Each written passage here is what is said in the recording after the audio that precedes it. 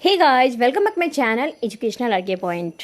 तो चलिए यहाँ पे हम जीके क्लास, वैसा कि आपको डिमांड था कि मैम जीके करवाइए, तो जीके क्लास है ये।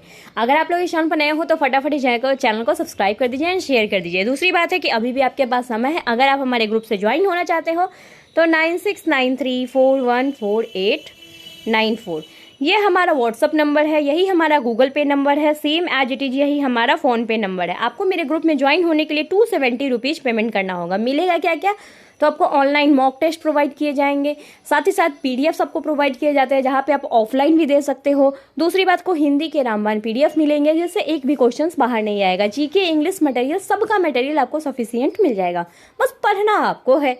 अब कॉलिंग करने का टाइम 5 to 7 PM है। आप पेमेंट करोगे 270 रुपीज़ का, स्क्रीनशॉट हमें शेयर करोगे, देन आप ऐड कर दिए जाते हो।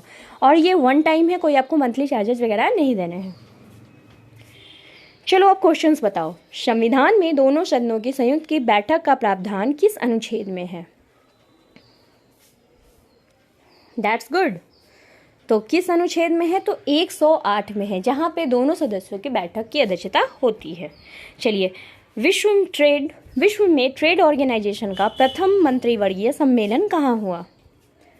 इस चैनल को बिल्कुल लाइक कीजिए और ये घंटी वाला जो आपको छोटा सा जो बेल आइकन दिख रहा है, बिल्कुल इस पर क्लिक जरूर कीजिएगा।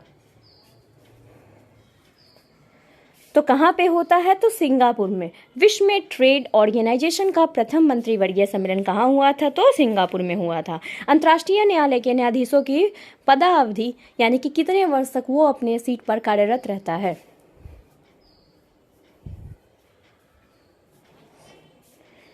चलिए, तो वो रहता है 9 सालों तक।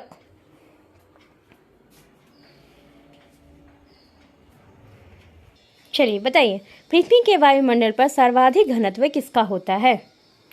समताप मंडल, आयन मंडल, क्षोभ मंडल? तो किसका होता है? तो क्षोभ मंडल का होता है। यानी कि पृथ्वी के वायुमंडल में सर्वाधिक घनत्व किसका होगा? तो क्षोभ मंडल का होगा। हम नीचे क्वेश्चंस में, भारत में रिमोट सैटेलाइट प्रोग्राम के जनक कौन है? तो यहाँ पे कौन हो जाएगा आंसर? तो कस्तूरी रंजन है। कौन है रिमोट सैटेलाइट के? तो कस्तूरी रंजन। रासायनिक रूप से मिल्क ऑफ मैग्नीशिया किसे कहा जाता है? बताइए।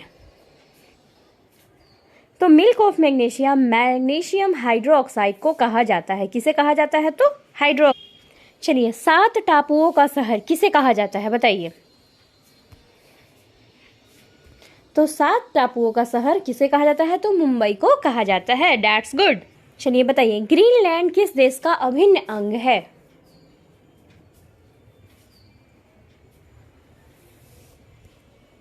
तो किस देश का है? तो डेनमार्क का अभिन्न अंग है।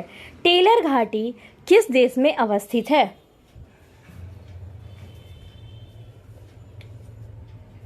बताइए।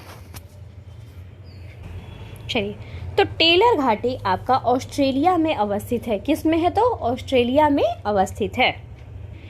भारत में पहला कृषि विज्ञान कहाँ स्थापित हुआ है?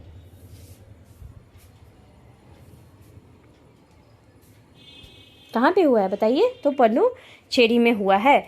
भारत में 14 बैंकों का राष्ट्रीयकरण किस योजना के दौरान हुआ था? पहली योजना, दूसरी योजना, तीसरी योजना, 5वीं योजना, जो भी आंसर में आपको दिख रहा है बताइए।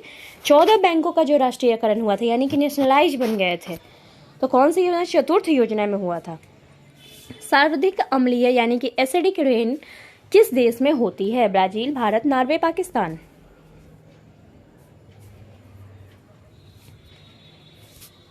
तो ये होती है नॉर्वे में।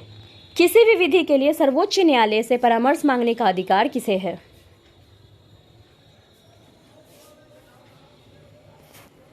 तो किसे है? तो राष्ट्रपति को है। Indira Gandhi centre for atomic research किस राज्य में स्थित है? बताइए। तो किस राज्य में है? तो तमिलनाडु में है। कार्यपालिका का प्रमुख कौन होता है?